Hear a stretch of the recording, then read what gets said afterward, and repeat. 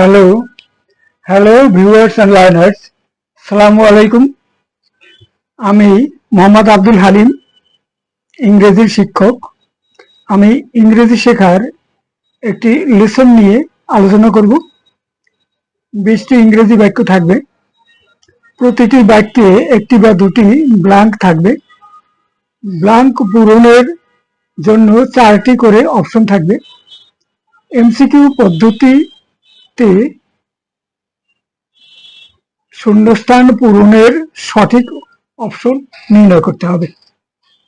প্রথম সেন্টেন্স হলো,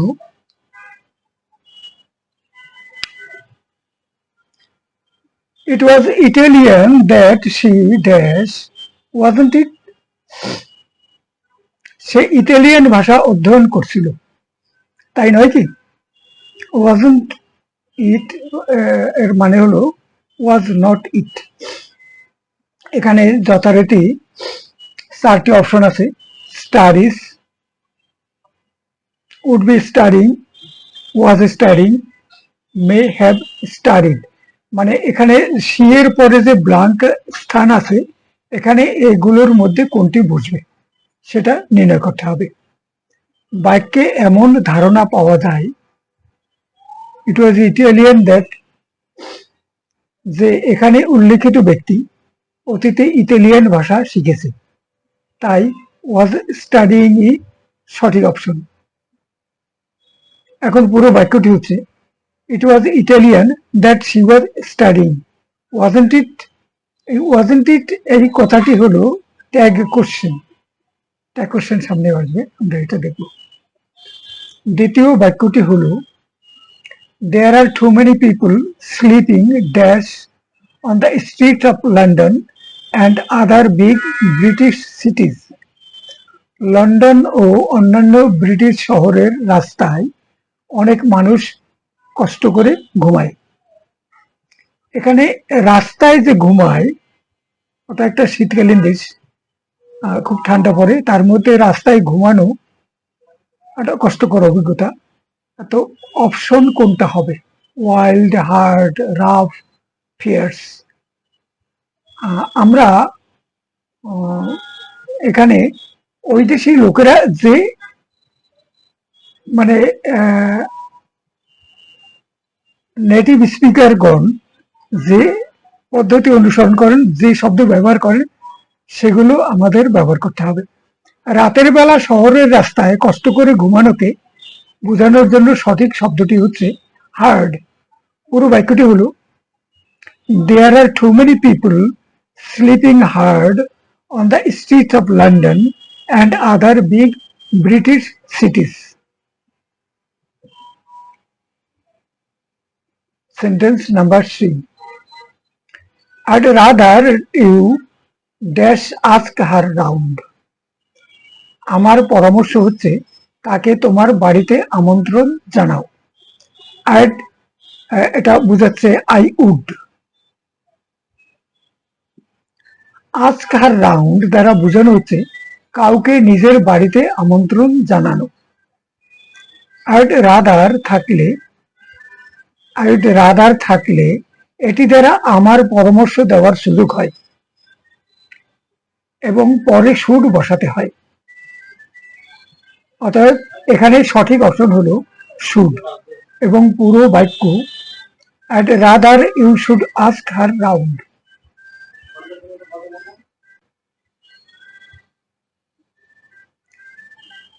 Sentence number 4, please tell me when to stop dash। অনুগ্রহ করে বলবেন কখন পানি বা তরল পদার্থ ঢালা বন্ধ করতে হবে। এখানে স্টপের পরে পুরিং হবে না পুর হবে না ডাউনপুর হবে, এটা নির্ণয় করতে হবে। এখানে বাক্যটির ধারা অনুসরণ করে বোঝা যায়, স্টপের পরে এখানে টু স্টপ পুরিং হবে। পুরিং কথাটি এখানে সঠিক অপশন। এখন পুরো বাক্যটি হলো, please tell me when to stop pouring. Pouring মানে তরল কোন জিনিস ঢালা। Sentence number 5. These apples cost only 0.1 dash kilo. এই আপেলগুলোর প্রতি কিলোর মূল্য 0.1 পাউন্ড, খুব সস্তা। এখানে ইংরেজি ভাষা ব্যবহারের সময় নেটিভ স্পিকারগণ ইংরেজি ব্যবহার করেন, যে পদ্ধতিতে ব্যবহার করেন আমাদের সচেতন থাকতে হবে সে ব্যাপারে। যেমন এই বাক্যটিতে 0.14 বাই না হয়ে এ কিলো বলে থাকেন। এ মানে হলো এট দ্য রেট অফ, অর্থাৎ প্রতি কিলোতে এত মূল্য। আর্টিকেল ব্যবহার করে তারা বেশি, এখানে ইন্ডিপেন্ডেন্ট আর্টিকেল। এখানে বিই হলো সঠিক অপশন। পুরো বাক্যটি হলো this apples cost only 0.1 A kilo. A kilo মানে হলো per kilo. Sentence number 6. Listen, I'm not imagining this. There is a man dash us. দেখুন, আমি এটি কল্পনা করছি না, কল্পনা করে কথাটি বলছি না। দেখুন, একটি লোক আমাদের অনুসরণ করছে, আমাদের পিছু পিছু আসছে। এখানে আই এম মানে আই এম, তো এখানে 4টি অপশন আছে। এখানে বাক্য দুটির কনটেক্সট অনুসরণ করে বোঝায়। দুটো বাক্য আছে এখানে। Listen, I am not imagining একটা বাক্য, আর একটা বাক্য এর পাশে অনুসরণ করে বোঝা যায়। দ্বিতীয় বাক্যটি প্রেজেন্ট কন্টিনিউয়াস টেন্স এর হবে। There is a man following us, তাই ফলোইং হলো সঠিক অপশন। পুরো বাক্য হলো listen, I am not imagining this, there is a man following us. আমরা চলছি, আমাদের পিছনে একটি লোক আমাদেরকে অনুসরণ করছে, কাজটি চলমান, অর্থাৎ কন্টিনিউয়াস টেন্স।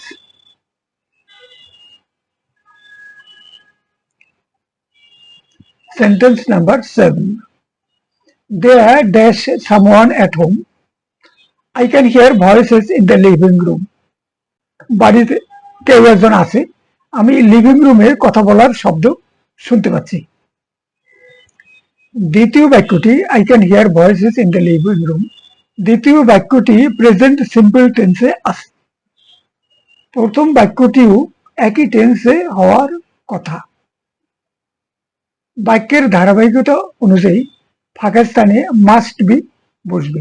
পুরো বাক্যটি হবে there must be someone at home, I can hear voices in the living room. Living রুমের শব্দ শুনতে পাচ্ছি, অর্থাৎ বাড়িতে কোনো লোক না থেকে পারে না, এটা স্পষ্ট ধারণা। Sentence number 8. Had dash some remorse, they might have been given a lighter sentence. যদি তারা কিছুটা অনুশোচনা দেখাতো দুষ্কর্মের জন্য, তাহলে তাদের হয়তো একটু লঘু দণ্ড দেওয়া যেত। এখানে রিমোট শব্দটি ইম্পর্টেন্ট। রিমোট শব্দ অর্থ হলো অনুতাপ বা অনুশোচনা। এখানে এটি একটি থার্ড কন্ডিশনাল টাইপ বাক্য।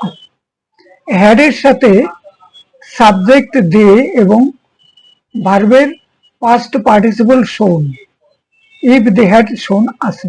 অর্থাৎ এখানে হ্যাড দে শোন এই কথার দ্বারা যা বোঝাচ্ছে ইফ দে হ্যাড শোন, একই জিনিসটা দুইটা ফর্মে, কিন্তু এটা কন্ডিশনাল সেন্টেন্স টাইপ 3, তাতে ইফ ক্লজে এই পদ্ধতিটা হয়ে থাকে। হ্যাড দে শোন এটা দিলেও যা হবে, অথবা ইফ দে হ্যাড শোন একই কথা।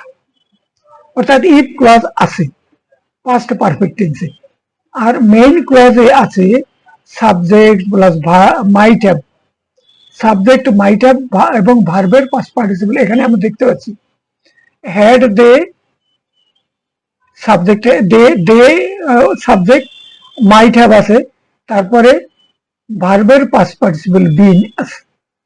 তাইলে এখানে মেইন ক্লজের মানে টেন্সও ঠিক আছে।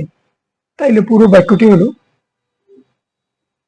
এইটা অনুসরণ করে আমরা হেডের পরে বিন মানে হেডের পরে আমরা দে মানে হ্যাড দে শোন কথাটা বসিয়েছি।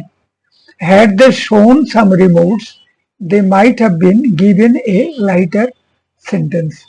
কন্ডিশনাল সেন্টেন্স সম্পর্কে ক্লিয়ার ধারণা থাকা প্রয়োজন। Sentence number 9, my secretary reminded dash by my wife an anniversary present. আমার সেক্রেটারি, যিনি আমাকে সাহায্য করেন,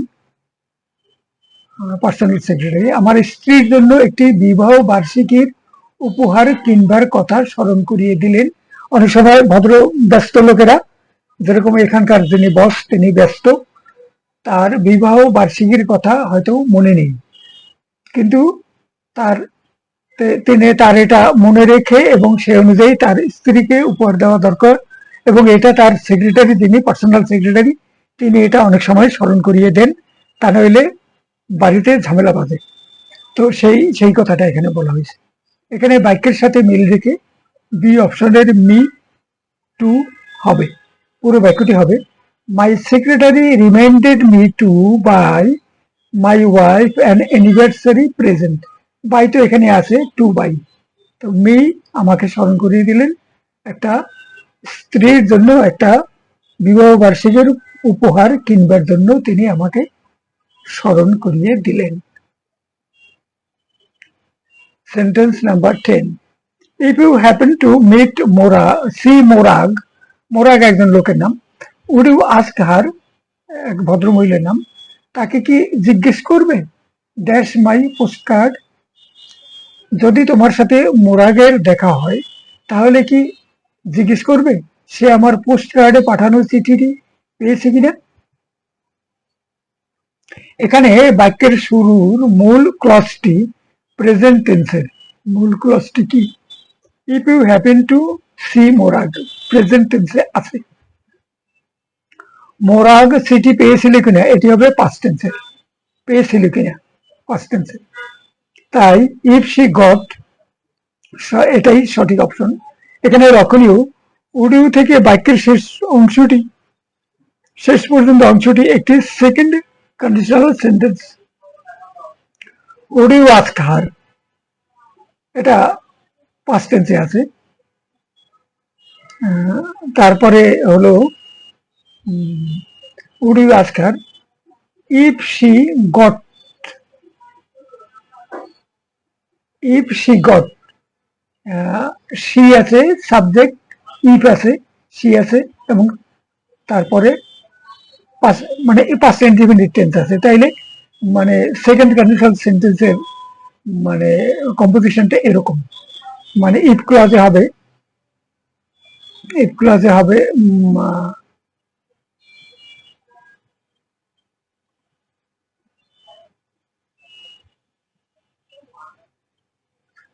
এখানে শেষে হবে, পুরো বাক্যটি হলো এখন,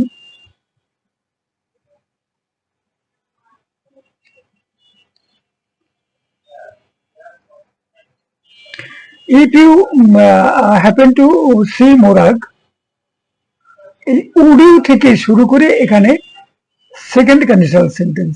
উডটা পাস্ট টেন্সে আছে, এটা মেইন ক্লজে উড ইউ আস্ক মানে ইন্টারোগেটিভ ফর্মে আছে, উড ইউ আস্ক। আর ইফ ক্লজে আছে পাস্ট ইনডিফিনিট টেন্স। এই অংশটা মিলে এটা একটা সেকেন্ড কন্ডিশনাল সেন্টেন্সে পরিণত হয়েছে। Would you ask her if she got my postcard, প্রথম অংশটা মানে অন্য ধরনের আছে। এর পরেরটি sentence number 11, not only dash a car you have also won free petrol for a year. You মানে হলো ইউ হ্যাভ, তুমি শুধুমাত্র একটি গাড়ি জিতে লটারিতে তুমি 1 বছরের জন্য বিনামূল্যে পেট্রোল পাওয়ার সুযোগও জিতেছ।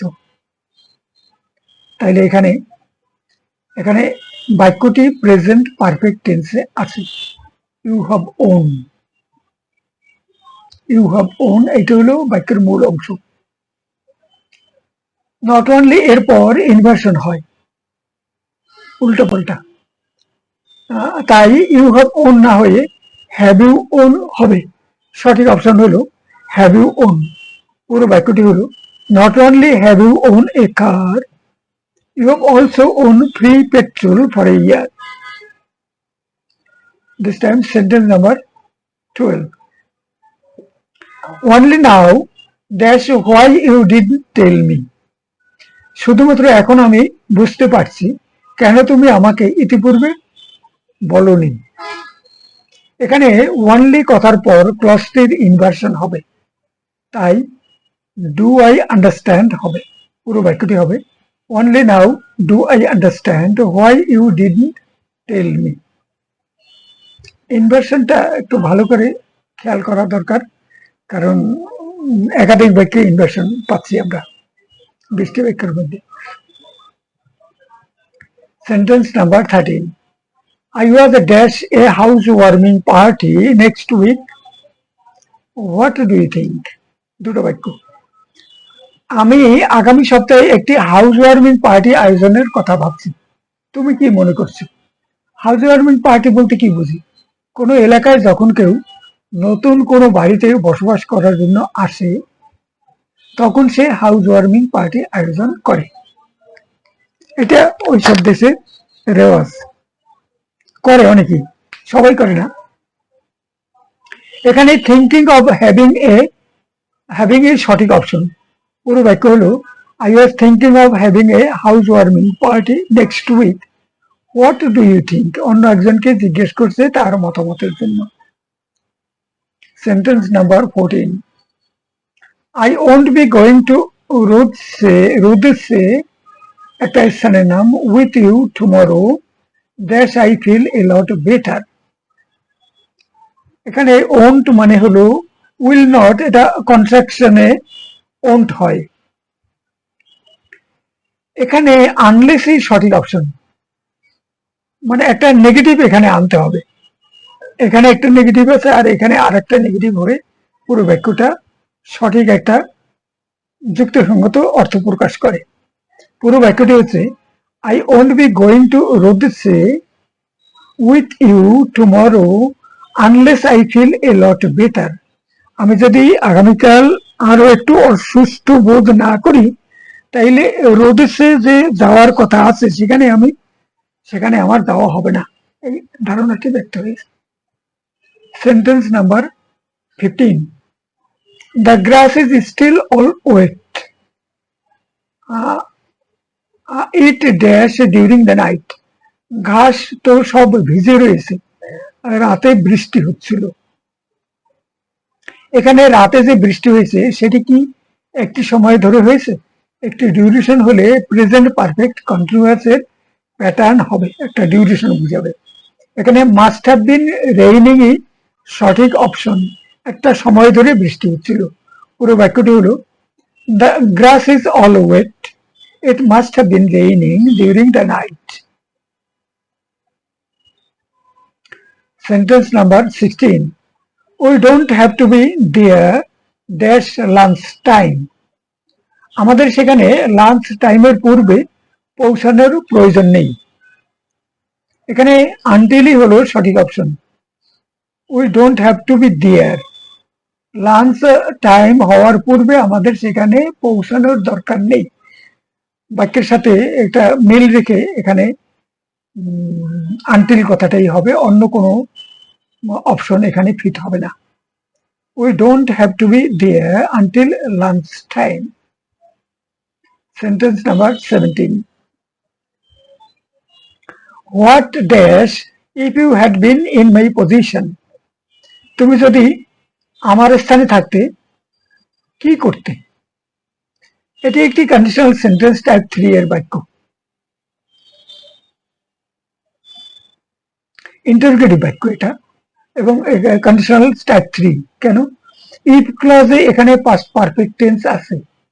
If you had been in my position, if you had been past perfect tense আছে। এখন মেইন ক্লজে উড হ্যাভ এর সাথে ভার্বের পাস্ট পার্টিসিপল হবে। What would you have done, what would you have done এটা হবে। তাইলে পুরো বাক্যটা হচ্ছে এবং এটা ইন্টারগ্রেটিভ, সেজন্য what would you have done, মানে কর্তা পরে গেছে, ভার্ব আগে এসছে, তাই এখানে would you have done is সঠিক অপশন। পুরো বাক্যটি হচ্ছে what would you have done if you had been in my position.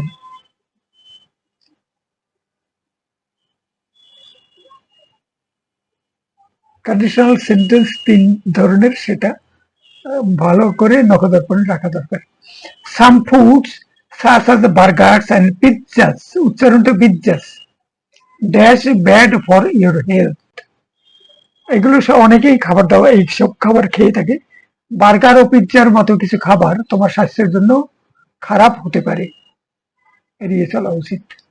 এখানে ক্যান বি হলো সঠিক অপশন, হতে পারে। Can be bad for your health, can be হবে। পুরো বাক্যটি হলো সাম foods such as burgers and pizzas can be bad for your health. Sentence number 19. She dash be a grandmother. She looks like a teenager. তিনি একজন grand mother হতেই পারেন না, তাকে একজন কিশোরীর মতো দেখায়। এখানে কানটি সঠিক অপশন। পুরো বাক্যটি হচ্ছে অন্য কোনোটাই হ্যাজ টু এটা হতে পারে না, মাস্ট বি এটা এখানে হবে না, শুড তো উচিতের ব্যাপার, সেটা এখানে আসেই না। তাইলে পুরো বাক্যটি হচ্ছে শি কান্ট বি, তাকে মনেই হয় না, she can't B a grand mother, she looks like a teenager. Teenager মানে 13 থেকে 19 পর্যন্ত যাদের বয়স, তার মতো মনে হচ্ছে তাকে, কিশোরী, তো তিনি গ্র্যান্ড মাদার হতে পারেন না। Sentence number 20. How many books do you think dash before he was awarded the Nobel Prize for Literature? তাকে সাহিত্যে নোবেল পুরস্কার দেওয়া হয়েছিল, তার পূর্বে তিনি কতগুলি বই লিখেছিলেন বলে তুমি মনে করো? কোনো পার্টিকুলার একজনকে উল্লেখ করে এখানে এই কথাগুলো বলা হয়েছে। বাক্যে তিনটি ক্লজ আছে, do you think present simple টেন্সের, ডু ইউ থিঙ্ক এটা প্রেজেন্ট সিম্পল টেন্সেরই, before he was awarded Nobel prize এটা পাস্ট সিম্পল কিন্তু প্যাসিভ ভয়েসে আছে, before he was awarded the Nobel prize for literature. আর তৃতীয় ক্লজটি হাউ মেনি বুকস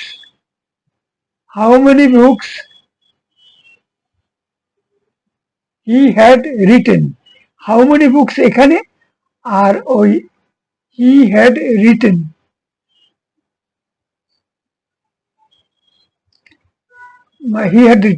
এটি পাস্ট পারফেক্ট টেন্সের। এর কারণ এটির কাজে দ্বিতীয় ক্লজের পূর্বের ঘটনা, তার পূর্বের ঘটনা, অতএব এখানে পাস্ট পারফেক্ট বসছে। অতএব গ্যাপ এ বসবে হ্যাড রিটেন অপশন। পুরো বাক্যটি হলো how many books do you think he had written before he was awarded the Nobel prize for literature. অতএব আমরা এখানে he had written C option, এটা আমরা এখানে বসিয়েছি। এখানে আমরা 20টি সেন্টেন্স নিয়ে আলোচনা করলাম। অনুগ্রহ করে পরের ভিডিওটি দেখুন। সকলকে ধন্যবাদ। একটি কথা বলা দরকার, ইংলিশ ল্যাঙ্গুয়েজ প্র্যাকটিসের website level taste of English grammar vocabulary, এটা একটু অনলাইনে দেখার চেষ্টা করবেন এবং এখানে 15টি বাক্যের একটা টেস্ট দিবেন, স্কোর কি হয় সেটা জানার চেষ্টা করবেন। আর এই আমার যে 8 পর্যন্ত যে ভিডিওগুলো, এই ভিডিওগুলো ইয়ের ভিডিও মাল্টি নাকি এমসিকিউ ভিডিও, এই এমসিকিউ ভিডিওগুলো এগুলো দেখবেন এবং ওই পরীক্ষাটিতে অংশগ্রহণ করে তার আপনার কি স্কোর দাঁড়াচ্ছে সেটা জানার চেষ্টা করবেন এবং কোনো উন্নতি হলে কমেন্ট করে জানাবেন, উন্নতি হোক বা না হোক, যেটা আপনার মূল্যায়ন সেই অনুযায়ী জানাবেন। থ্যাংক ইউ এভরিবডি, আসসালামু আলাইকুম।